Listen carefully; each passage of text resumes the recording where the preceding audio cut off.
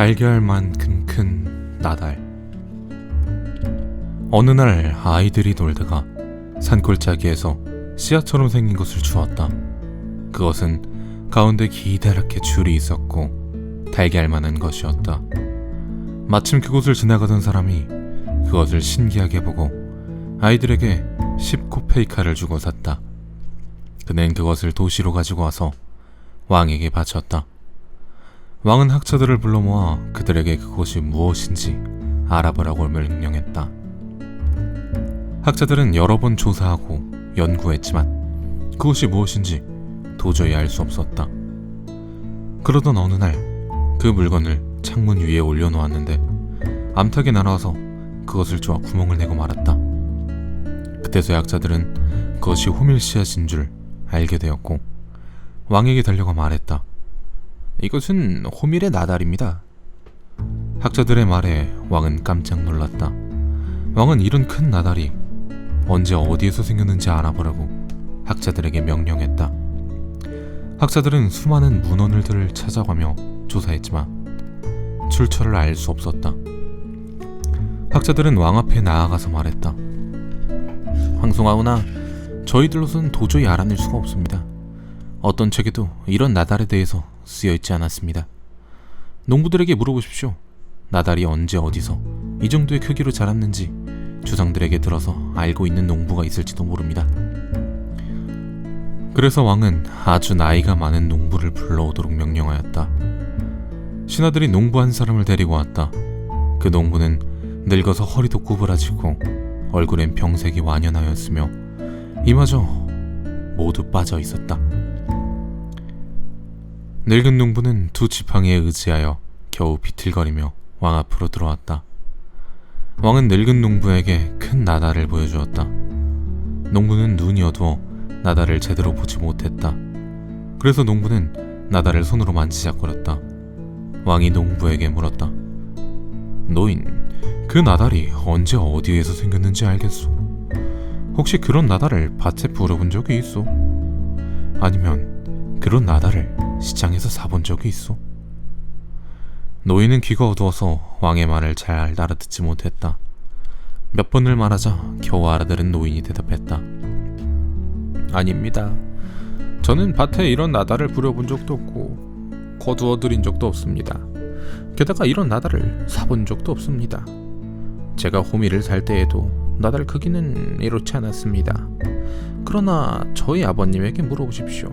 아버님은 이 나달이 어디에서 생겼는지 알지도 모르겠습니다. 그래서 왕은 신하를 시켜 노인의 아버지를 불러왔다. 노인의 아버지를 겨우 찾았다. 그런데 노인의 아버지는 지팡이를 하나만 짚고 걸어 들어왔다. 왕은 노인에게 큰 나달을 보여주었다. 그 노인은 아직 눈이 밝은지 나달을 잘 알아보았다. 그래서 왕은 노인에게 물었다. 노인장, 이런 나달이 어디에서 생겼는지 알고 있소? 혹시 이런 나달을 밭에 심거나 시장에서 사본 적이 있소? 노인은 귀가 좀 어두웠으나 아들보다는 잘 알아들었다. 아닙니다. 이런 큰 나달은 제 밭에 심어본 적도 없거니와 수확해본 적도 없습니다. 게다가 사본 일은 더욱 없습니다. 왜냐하면 제가 젊었을 때는 돈이란 것을 사용하지 않았으니까요. 모두가 필요한 곡식만을 심었고 없는 것이 있으면 서로 바꾸어 썼습니다. 이런 나달이 어디에서 생겼는지 저도 잘 모릅니다. 물론 나달이 지금보다는 컸지만 이렇게 큰 것은 보지 못했습니다. 하지만 제 아버님 시대에는 저의 시대보다 훨씬 큰 나달을 심었고 훨씬 큰 나달을 거두었다는 이야기를 들은 적이 있습니다. 제 아버님에게 물어보시는 것도 좋을 듯합니다. 그래서 왕은 다시 그 노인의 아버지를 찾아오도록 했다. 신하들은 그 노인을 찾아서 왕 앞으로 데리고 왔다. 그 노인은 목발도 짚지 않고 가벼운 발걸음으로 들어왔다. 두 눈도 밝았고 귀도 잘 들렸으며 말소리도 또렷했다. 왕은 그 노인에게 큰 나달을 보여주며 말했다. 노인은 그 나달을 살펴보고 이리저리 만져보더니 대답했다. 이렇게 좋은 나달은 참으로 오랜만에 보는 것 같습니다. 그리고 나서 그 노인은 그 나달을 깨물어 보였더니 말했다. 제가 알고 있는 호밀의 나달이 맞습니다. 왕은 기쁜 표정을 지으며 말했다. 그럼 이 나달이 언제 어디서 생겼는지도 알고 있을 테니 말해보게. 노인이 대답했다. 이런 큰 호밀은 제가 젊었을 때에는 어디에서나 자라고 있었습니다. 그래서 이런 호밀을 먹고 살았고